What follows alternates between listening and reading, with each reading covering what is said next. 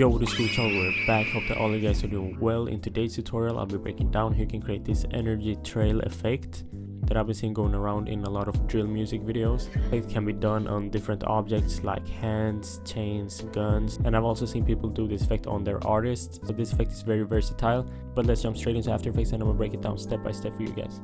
So I got my scene right here that I'll be editing on, and I'll be starting off by masking out his hand because that will be the subject that I'll be editing on. So I'll start by grabbing the rotor brush tool and then start masking out his hand, and I'll be going through the masking frame by frame to make sure that it doesn't mess up anywhere. And I really chose a bad scene. This masking is looking horrible right now, but I'll see if I can save it. So the first effect that I'll be adding on is a curve. Yo, sorry to interrupt, I just wanted to let you guys know that if you're watching this on Black Week, I have a huge sale going on my store. All my editing packs and assets are extremely cheap right now, and everyone who buys a pack will also get an exclusive Black Friday pack for completely free. So not just a huge sale, you'll also be getting free packs on the store. And for anyone that's interested, I've also launched one-on-one exclusive coaching for Black Week, and anyone who gets that will also get a free pack with it.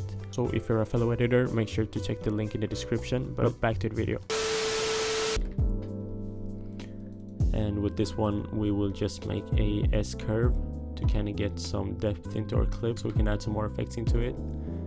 So let's make something like this, and we can see we've kind of bumped up the contrast, and it will make the kind of trippy effects look a lot better when we add them on. Next up I'll be adding on a Luma key effect,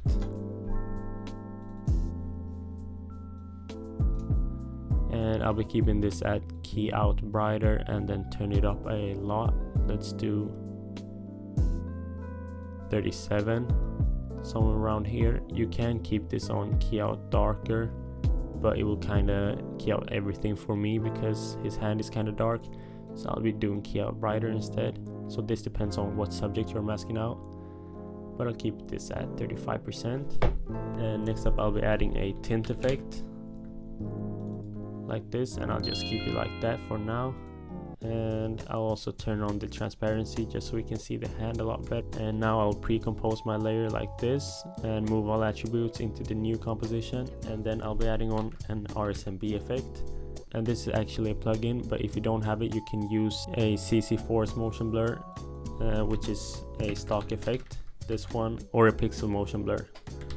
They both kind of work the same way, but I like to use RSMB because it's a plugin pretty much specialized in motion blur. So I'll keep the blur amount at 80 and the motion sensitivity at 91. And now if I play it through, it looks like this. And I actually think I'll go into my pre-comp and turn it back to key out darker and turn it down a little bit. So we'll just keep the fingers. I think this will look a lot better. Now we can see it's kind of giving that motion blur look, so I think it'll look a lot better when we add all the effects on. So next up I'll be adding on an echo effect, and I'll just drag it onto my scene. Let's keep the number of echoes at 0 at the beginning and keyframe that one, and then go 5 frames in and then turn it up to 5, and also turn down the starting intensity. That way it won't be as bright as it is right now. And if I play it through right now, this is what we got.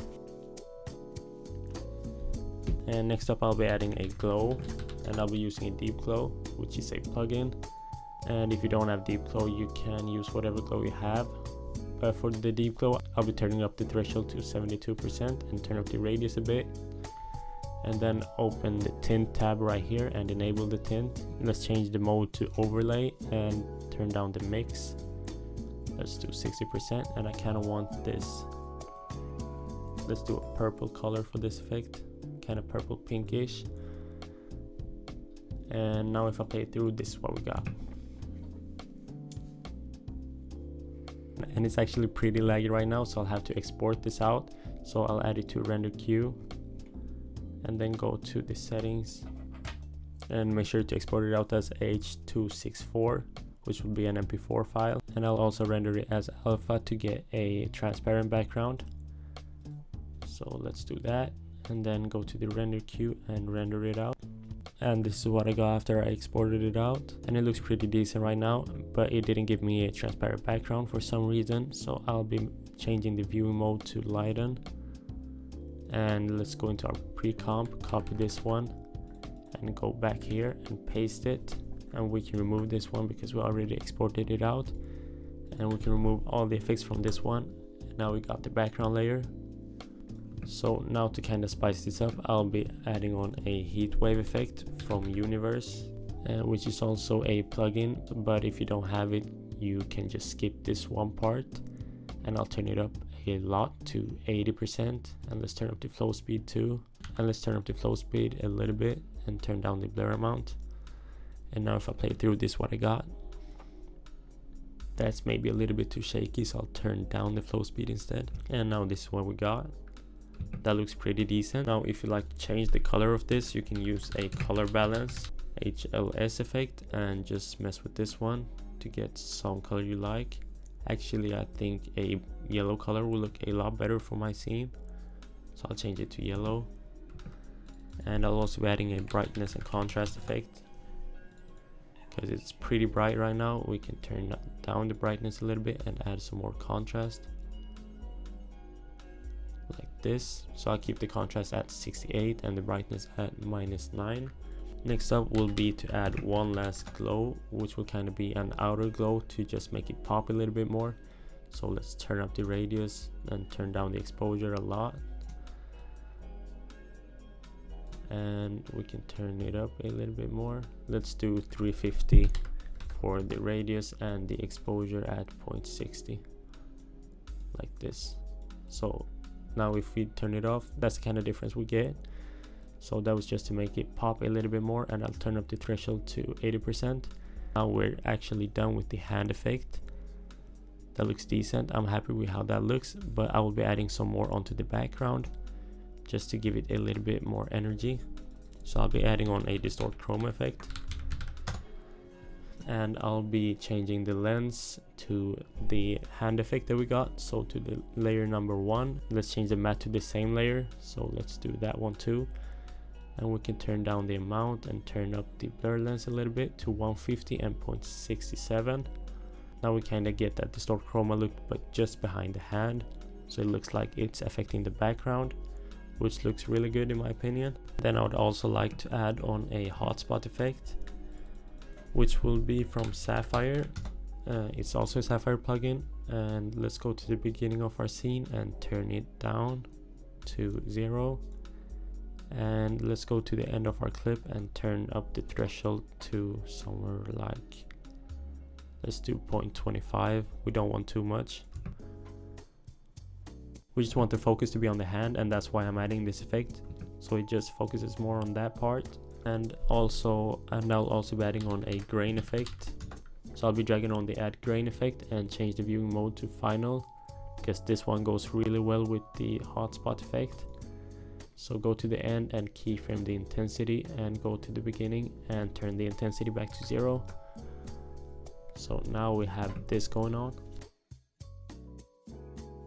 That also suits the vibe of this video really well. And the last thing I'll be doing is adding on an adjustment layer and add a transform effect. And let's add the transform effect onto the adjustment layer, and let's move the anchor point up here and the position right here too. And you don't have to put it right there on your clip, just put it to your subject that you've been masking out. And let's turn up the scale in the beginning to, let's do 150, and keyframe that one, and then go to the end of our scene and then turn it back to 100. And then I'll be messing with the keyframes, so easy ease my keyframes by pressing F9 and go to the graph editor and make a graph that looks something like this, so that it goes faster in the beginning and then slows out throughout the clip. And that way we'll have a kind of smooth zoom out, just to add a little bit more energy onto my clip. And then we can also add on motion blur to all of our clips, and finally we have something like this. Thank you all so much for watching. If you enjoyed this tutorial, make sure to leave a like and subscribe. And like I said, everything on my store is 40% off for Black Week, so if you are interested, go and check that out. But thank you all so much for watching, and I'll see you guys in the next one.